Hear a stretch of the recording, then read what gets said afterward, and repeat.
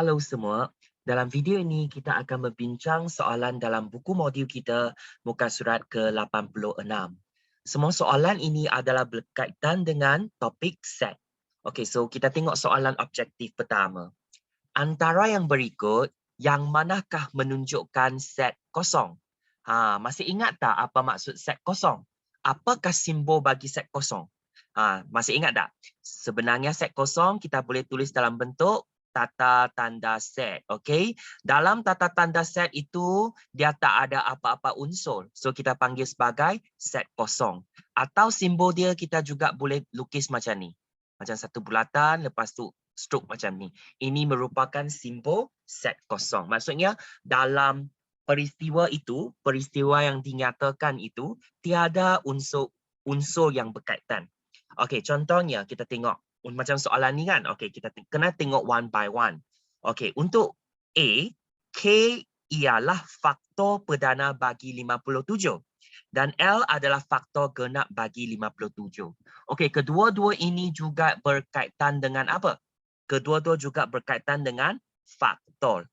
Hanya K itu adalah faktor perdana, L itu adalah genap.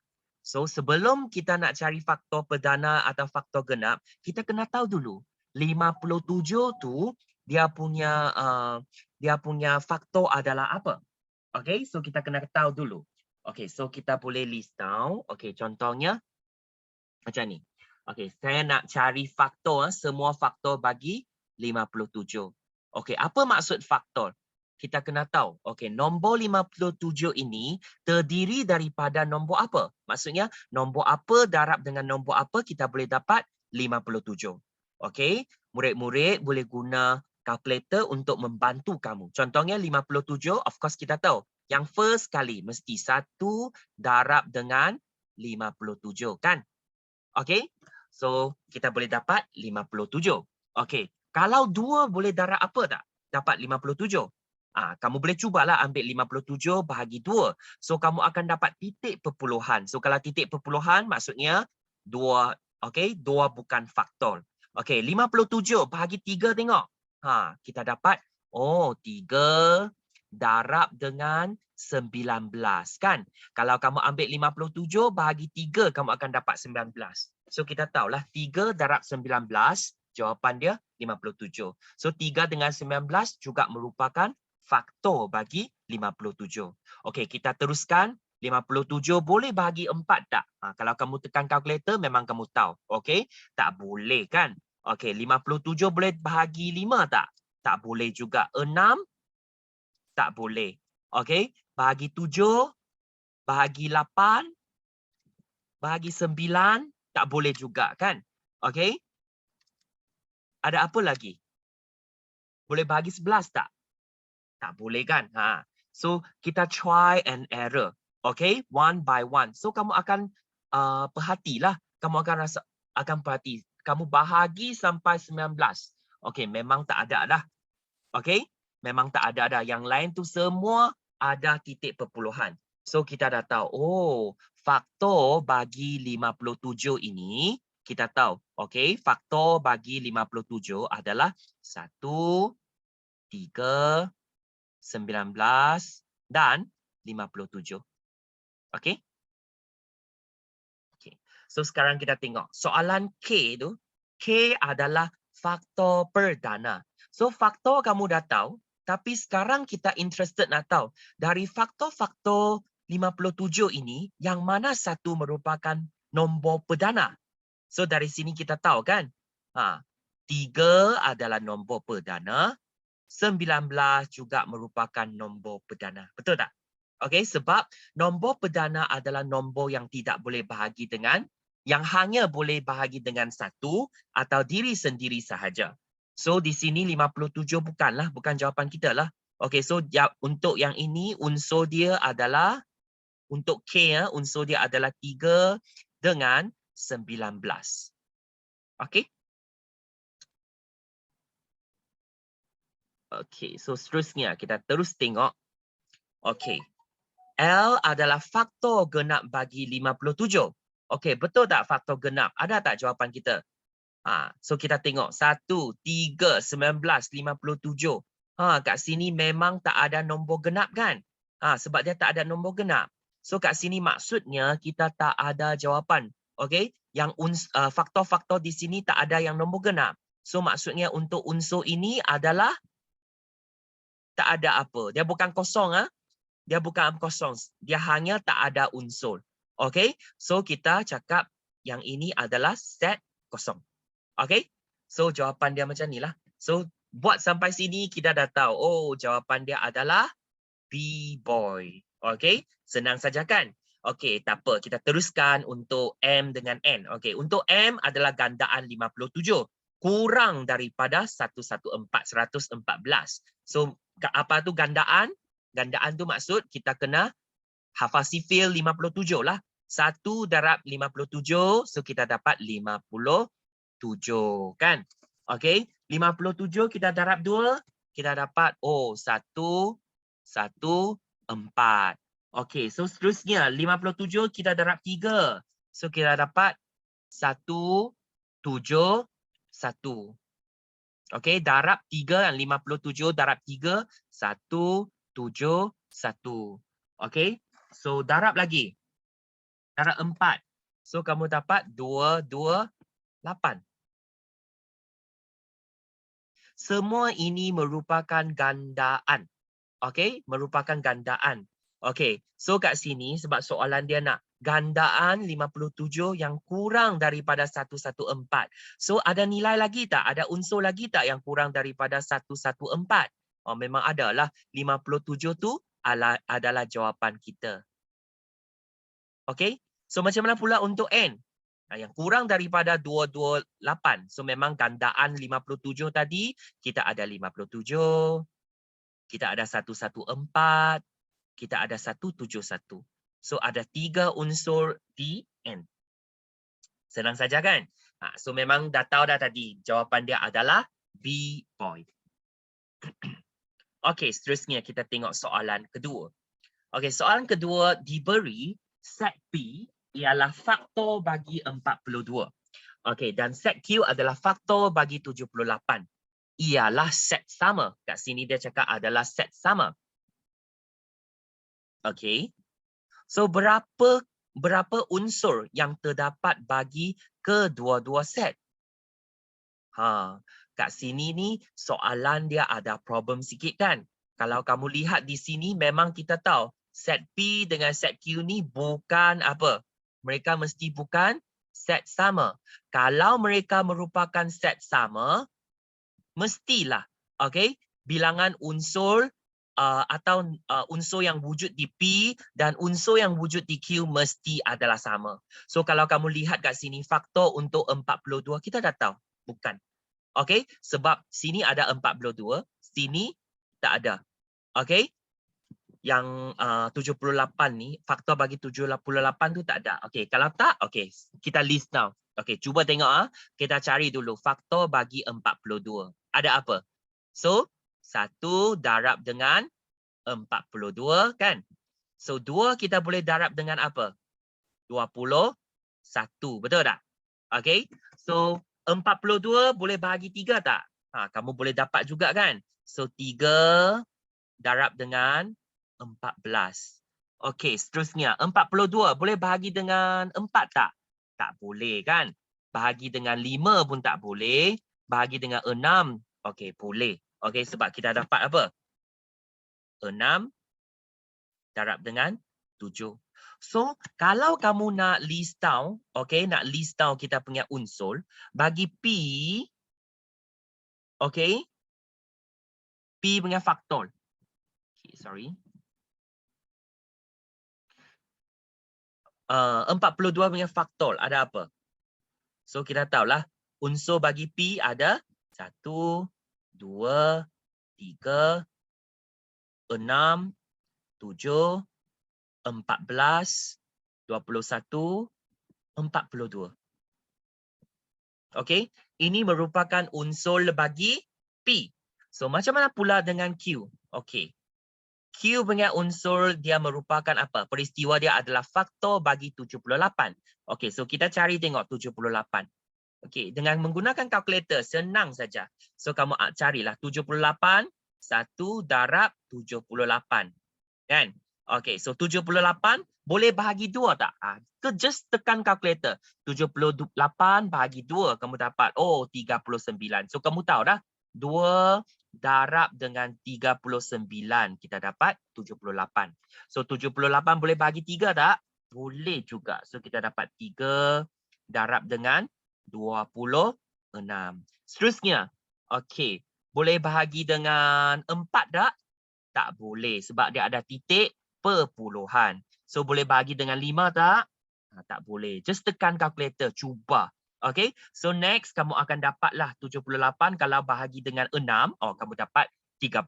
So kamu tahulah 6 kalau saya darab dengan 13 sama juga saya dapat 78. Okay, so 78 boleh bahagi dengan 7 tak? Tak boleh kan? Okay, so seterusnya kamu terus bahagilah. Okay, tengok boleh dapat apa? 78 bahagi dengan 9. Okay, tak ada dah. Okay, 9, 10, 11, 12 pun tak ada. So next kamu akan dapat 13 kan? Okay, kalau kamu bahagi, okay, tadi kamu 78 bahagi dengan 6. Seterusnya bagi 7, tak ada. 8, tak ada. 9, 11, 10, 11, 12, tak ada. So next adalah 13 dah. So kamu tak perlu buat dah. Nampak tak? Sebab dah ulang. So kamu dah tahu dah tak ada faktor dah. So faktor dia adalah terdiri daripada 1, 2, 3, 6, 13, 26, 39 dan 78. Okey, sepatutnya faktor dia yang kita dapat tu, unsur yang kita dapat tu macam ni. Okey, tapi dalam soalan dia cakap diberi P dengan Q tu ialah set sama. Untuk yang ini sahaja, okey, untuk yang ini kenyataan ini saja dah salah sebab P dengan Q memang bukan set sama. Kalau sama tu mesti semua tu sama. Okey, kena berhati-hati ya. Semua unsur mesti sama. So kamu tengok mana ada sama. So dia bukan set sama. Kalau bukan set sama memang soalan ni tak boleh buat lah. Dia nak cari pula unsur yang terdapat bagi kedua-dua set. Okey, so memang soalan ni ada problem. Okey, so yang ini please cancel. Tapi kamu kena tahu jugalah P itu macam mana. Sebab walaupun soalan ni salah, okay, tapi kamu kena tahu macam mana nak cari faktor bagi 42. Okay, well, seterusnya kita tengok soalan ketiga. Okay, sini. Diberi L adalah, okay, X. Peristiwa dia macam mana? X adalah di antara 8 hingga 20. Okay, dari 8 hingga ke 20. So, X ialah gandaan 3. So, sekarang kita nak cari L tu macam mana. So, kita kena list down. Kan? Okay, so sini cari N. Yang N ini ada apa? Bilangan unsur. Ingat bilangan unsur. Number of elements of L. So, sebelum tu kita kena tahu dululah L tu ada apa di dalamnya. Okay, so sebab kita tahu 8, okay, 8, yang ni 8, 9, 10, 11, sampai 20 kan. Kita mula dari 8 kan. Okay, so dia nak, okay, gandaan 3 di antara nombor-nombor ini sahaja adalah L kita. So macam mana? Kita hafal sifir lah. Kalau untuk pelajar yang mahir dalam sifir, kamu dah senang dah. Okay, of course 3 tak termasuk. Okay, sebab range dia hanya di 8 hingga 20 saja. 6 tak termasuk. Next adalah gandaan 3. 3 darab 3 kita dapat 9. Okay, kamu nak darab lagi pun boleh. 4 darab 3 kamu dapat 12 atau tak kan? Kamu boleh guna cara macam ni. 9 tambah 3, 12. Tambah 3 lagi 15. Tambah 3 lagi 18. 18 tambah 3 lagi, kamu akan dapat 21. So, 21 dah lebih daripada 20 dah. So, of course, dia tak termasuk. So, ini adalah nilai L kita lah. Okay? So, sekarang, ini adalah cara kamu senaraikan jawapan. Okay? So, ini semua adalah gandaan 3, di mana X adalah di antara 8 hingga 20. Okay? So, soalan dia nak tu adalah N, L. Maksudnya bilangan unsur dalam L kita. So ada 1, 2, 3, 4. So jawapan dia adalah A, apple. Senang kan? Tak susah, betul tak? Okey, so seterusnya kita tengok soalan 4. Okey, diberi set semester. Okey, tengok kita dah tahu. Okey, dia adalah X adalah di antara dari 20 hingga ke 40. Okey, dia ada termasuk 20. Dan S ialah nombor genap. Okey, so range dia ada di antara 20 hingga 40 lah. Dia nak cari bilangan unsur bagi ini kena berhati-hati. Sebab mengapa? Soalan di sini dia nak cari apa? Ada satu koma kat sini, betul tak? Ada satu prime, S prime. Maksudnya kita nak cari pelengkap bagi S. Okey? So sebelum kita nak cari pelengkap bagi S, kamu kena cari dululah, kena tahu dululah S ada apa. Okey? Senang saja kan? Okey. So di sini kamu boleh list down lah. Okey. Nombor genap, okey. Kalau dia nak nombor genap, maksudnya okey, pelengkap bagi S kita adalah nombor ganjil. Betul tak? Okey? Sebab soalan dia bagi kita S. S adalah nombor genap. Okey? So kalau sekarang kehendak soalan dia nak cari pelengkap S. Maksudnya di sebalik nombor genap ada apa? Selain daripada nombor genap ada nombor ganjil. So nombor ganjil di antara 20 hingga 40 tu ada apa? So kita tahu 21 nombor ganjil kan? Lepas tu 23, 25, 27, 29. Okey, lepas tu 31, 33, 35, 37, 39. Okey. So semuanya ada berapa nombor ganjil? Dari sini kita tahu jawapan dia 10. Betul tak? Sebab tengok. Kita kira dah sebab soalan dia nak bilangan number of elements for the pelengkap S. So kamu tengok dah tahu dah. 1, 2, 3, 4, 5, 6, 7, 8, 9, 10. So all together kita ada 10 unsur. Okey? Senang saja kan? Okey, so seterusnya kita tengok soalan ke-5. Tuliskan set yang berikut dalam bentuk periharaan. Okey, periharaan tu maksudnya kita kena tulis dalam perkataan lah. Okey, kamu kena describe lah. Apa tu? Okey, so contohnya dia dah bagi kamu unsur-unsur dia. Kamu kena tulis peristiwa dia. Okey, so kita tengok. Okey, saya padam dulu yang ini. Supaya ada ruang kita boleh tulis jawapan.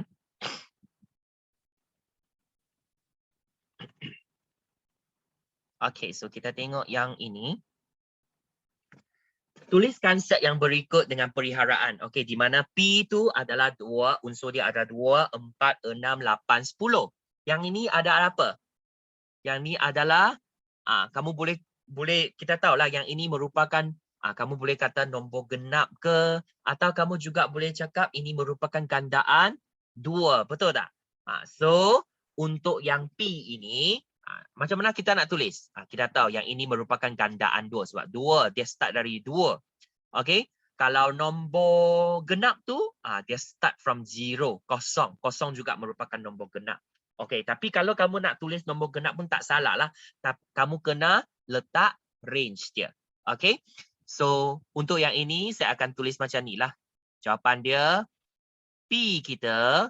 Okey, tulis dalam ayat kan? Peristiwa tu macam mana? Dia merupakan gandaan 2, okey, yang kurang daripada 11.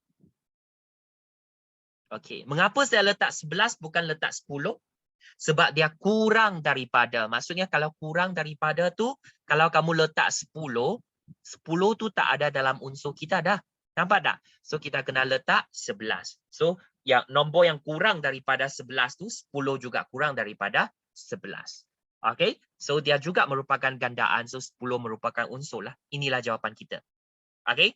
So untuk yang ini Q adalah 3, 5, 7, 9, 10 kan. Untuk soalan ni memang kita dah tahu ini merupakan nombor apa? Nombor ganjil. Okay.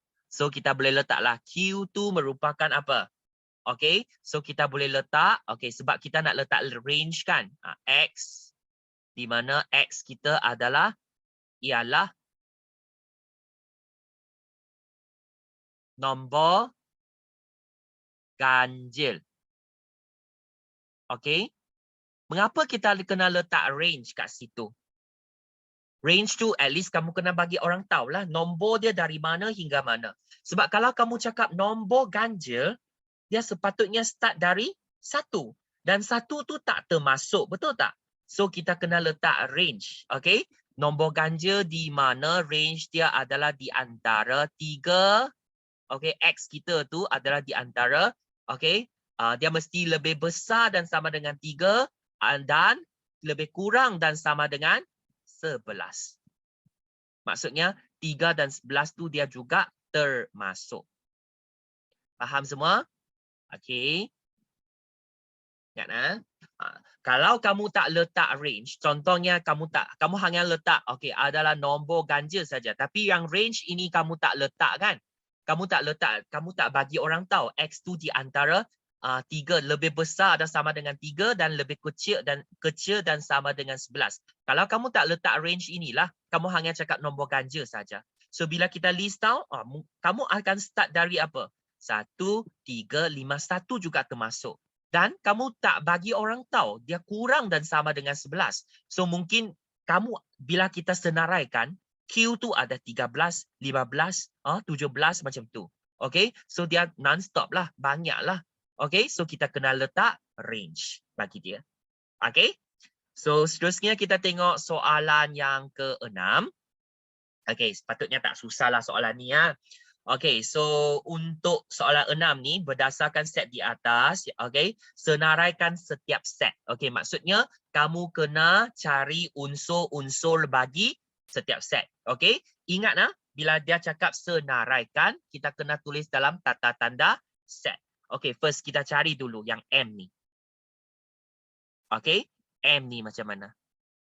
Okay, dia nak faktor bagi 48 kan? Okay, so kita carilah kat sini 48. 48 punya faktor tu apa? Okay, so 1 darab dengan 48, kita dapat 48, betul tak? 2, kalau kamu darab dengan 24, kamu boleh guna kalkulator untuk tolong kamu. Okay, so 3, 48 kalau kamu darab bahagi 3, kamu akan dapat 16. Kan? So maksudnya 3 kalau kamu darab dengan 16, that's why kamu dapat 48 lah. Kan? So 48 boleh bahagi dengan 4 juga. Betul? So 48 bahagi dengan 4, kamu dapat 12. So kamu tahulah 12. Okay? So 48 boleh bahagi dengan 8 tak? 5 tak? Tak boleh. Tapi boleh bahagi dengan 6 tak? Boleh kan? So kita tahu 6 darab dengan 8. Dan seterusnya 7 tak ada. 48 tak boleh bahagi dengan 7. Dan 7 selepas tu adalah 8. So dah ulang dah. Maksudnya semua faktor-faktor kita dah disenaraikan. So sekarang kita kena senarai dalam tata tanda set kita. So kita ada 1 ikut urutan. Nampak tak? 1, 2, 3 macam tu. So 1, 2, 3, 4, 6. 8, 12, 16, 24, 48. Okay. So, ini merupakan faktor bagi 48. Okay, so next sekarang kita tengok N pula. Okay. N ialah huruf-huruf dari perkataan Malaysia. Dia nak huruf-huruf. Maksudnya semua huruf lah. So, kita kena letak one by one. Senaraikan kan? Okay, so huruf dia macam mana? Jangan just tulis saja. Huruf dia adalah M, me, okay, ma,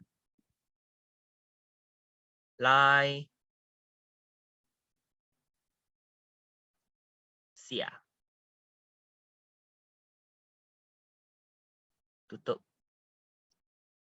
Okey. Okey, seterusnya kita tengok D pula. X ialah hasil tambah 2 digit yang bersamaan dengan 9. Okey, so maksud apa? Dia nak cari kalau, okey, 2 digit kan? Okey, kebanyakan pelajar, dia akan keliru. Apa maksud 2 digit? 2 digit tu maksud apa? Dia cakap hasil tambah 2 digit yang bersamaan dengan 9. So maksudnya contohnya, okey, contohnya saya bagi satu nombor, 48. Okey, 48 ini merupakan satu nombor. Nombor ini terdiri daripada 2 digit. Digit pertama adalah 4, digit kedua adalah 8.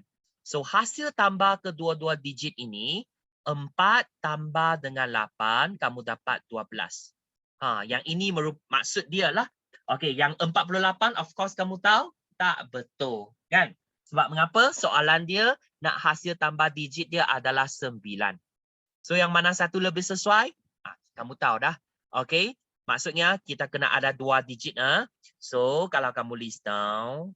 Okey. So 18. Betul tak? Okey. 2 digit tu 1 dengan 8. 1 kalau saya tambah dengan 8. Saya akan dapat 9. Betul tak? So bila 2 tu dia mesti campur dengan 7. Baru kamu boleh dapat 9. Kalau 3 di depan tu dia kena tambah dengan 6 baru boleh dapat 9. Dan seterusnya ada apa lagi? Okey, saya rasa kita boleh terus list down kan. 18, lepas tu 7, 3, 6. Lepas tu 4 dengan apa? 4 dengan 5 kan? So 5 dengan 4. Dan seterusnya 5, lepas tu 6 dengan 3, 63 lah. Lepas tu 7 dengan, 7, 2. 7 tambah 2, kedua-dua digit dia, kamu akan dapat 9. 7, 2. Lepas tu 8, 1. Dan seterusnya 9, 0. Yang inilah semua merupakan senarai. Okey, yang melibatkan hasil tambah 2 digit ya adalah sama dengan 9. Okey. So next, F tu macam mana pula? Okey, F. Okey, F ialah nombor genap. Okey, soalan dia nak nombor genap di antara 36 hingga 48. Dan dia termasuk juga 36. So kita kiralah nombor genap tu start dari 36. Next, kamu tambah 2, 38. Tambah 2, 40. Tambah 2, 42. Macam tu. Senang saja kan? Okey. 42, 44, okey, 46 dan seterusnya 48 juga termasuk.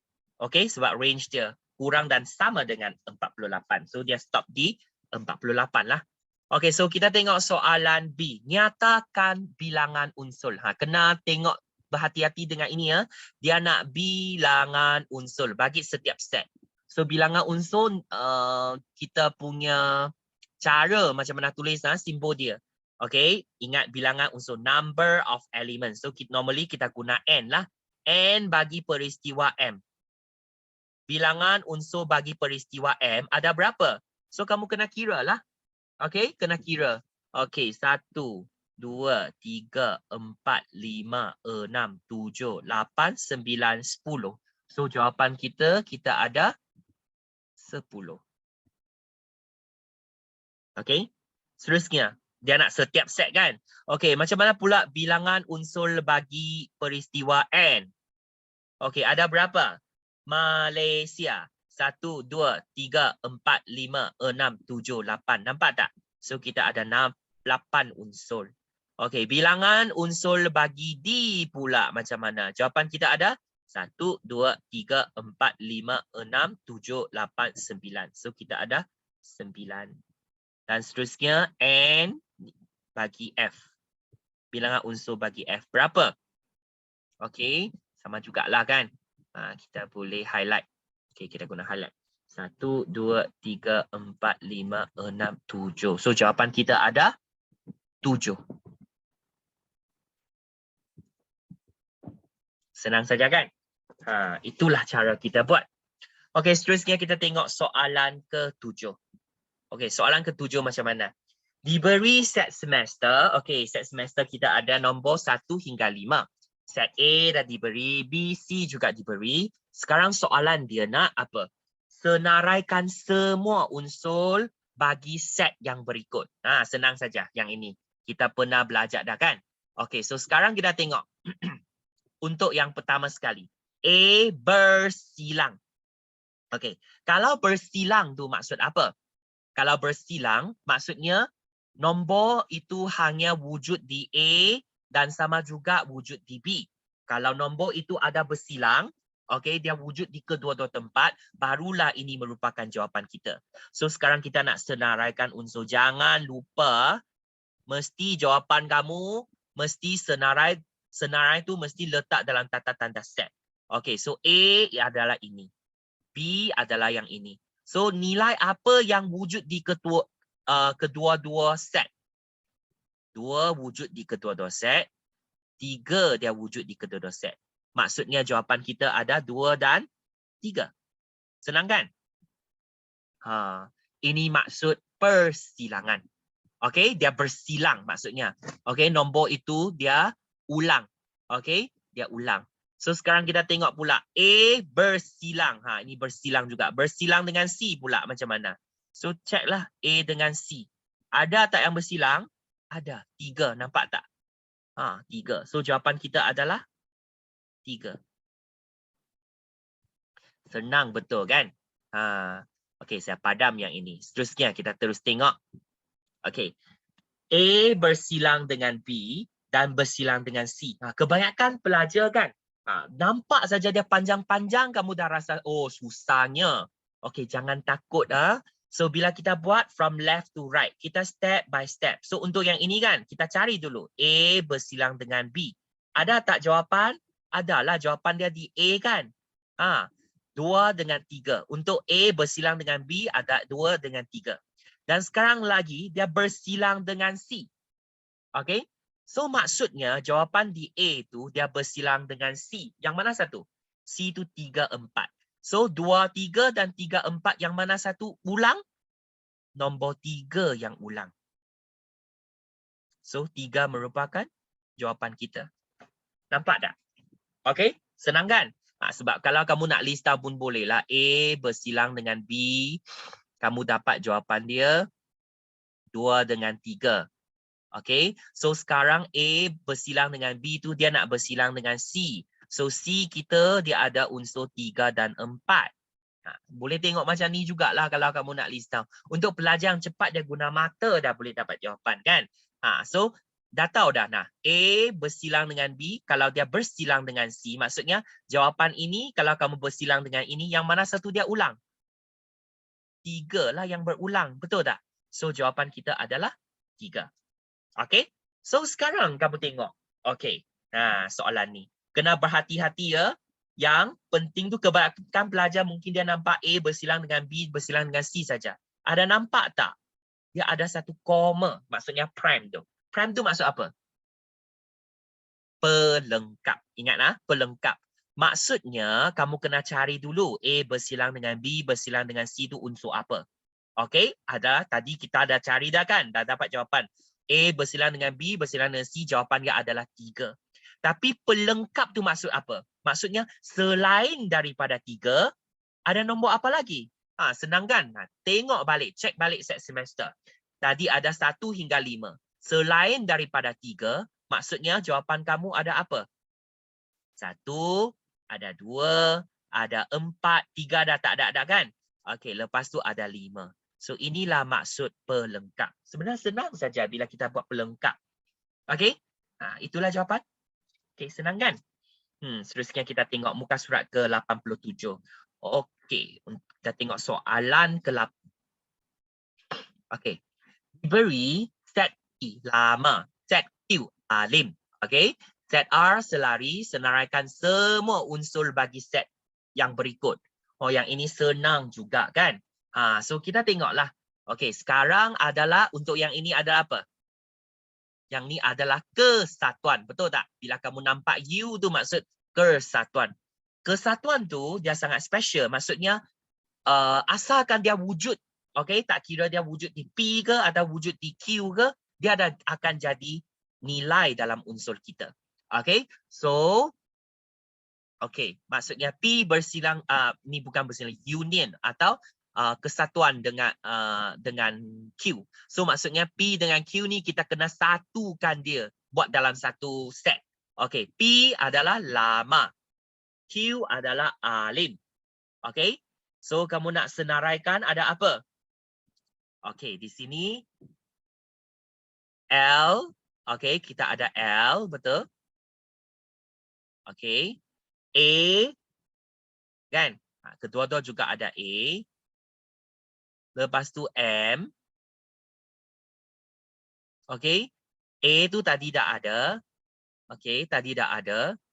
L dah ada, M dah ada. So ada I lagi kan? So I juga termasuk di dalam. Okey, di sini sangat special yang dah ulang. Okey, yang dah ulang kita tak perlu tulis. Yang sebab dah ada A, sini ada A kan? Kita tulis satu kali sahaja. Okey, so L, A, lami. Semua ni adalah terdapat di dalam P dan Q. Okey. Seterusnya, P kesatuan dengan R. P dengan R pula.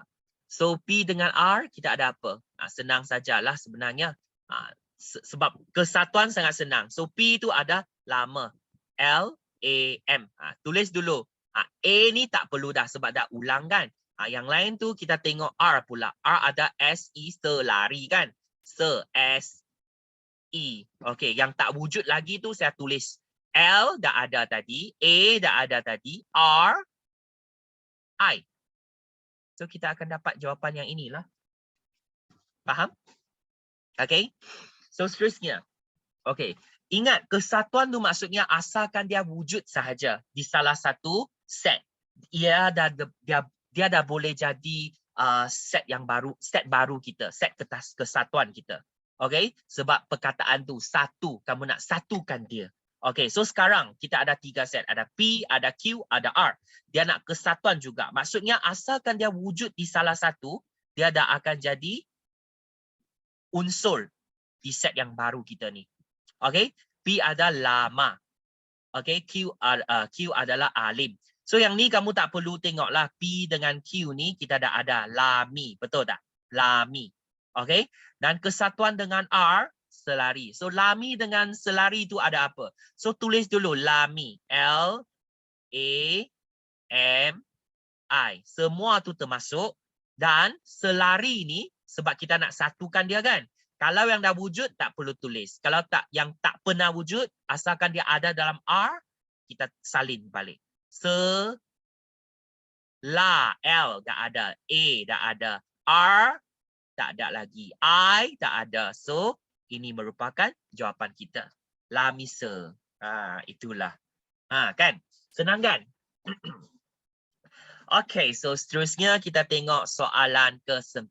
Soalan ni dia nak lorekkan kawasan yang mewakili set yang diberi dengan keadaan set semester. Okey, maksudnya E union F union G. Maksudnya semua tu merupakan set semester. Okey, so sekarang soalan dia nak cari apa? E bersilang dengan F. Senang saja kan? Yang ini adalah E kita. Betul tak? Saya guna highlighter lah, senang sikit. Ini adalah E kita. Okey. Seterusnya ini adalah F kita. Betul? Okey. So, kalau kita cakap kita nak cari bersilang. Bersilang tu maksudnya tempat tu adalah bertindih. Yang mana satu tempat tu bertindih? E dengan F bertindih di sini. So, kamu just berlorek sajalah, itu jawapan kamu. Okay. So, of course, sebab tadi saya guna highlighter kan. Kalau dalam peperiksaan, kamu dah guna mata, just macam, kamu macam mata, kamu macam scanning lah. Lukis saja. Di sini E, lepas tu F di sini. Okay. So, jawapan kita hanya di kawasan ini sahaja yang perlu dilorekkan. Okey, last kali. E union G. Yang ini paling senang sekali. Maksudnya apa? Asalkan dia union tu, maksudnya asalkan dia muncul di E. Okey, kena highlight lah. E dah termasuk. Kita nak satukan. Okey? Apa yang terdapat di E dan apa yang terdapat di G. Semua tu kita kena senaraikan. Kena lorek.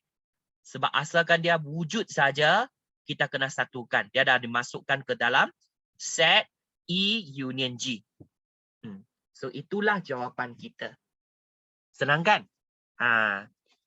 So kalau bersilang tu maksud hanya dia mesti wujud di E dan dia mesti wujud di F. Kedua-dua tempat mesti ada. Okey? Tapi untuk yang E union dengan G, sebab dia guna union, kesatuan, maksud kesatuan, so kita kena satukan kedua-dua set kita. Asalkan dia wujud saja, dia akan jadi jawapan kita. Okey? Itu saja untuk topik ini. Okey, sekian terima kasih semua.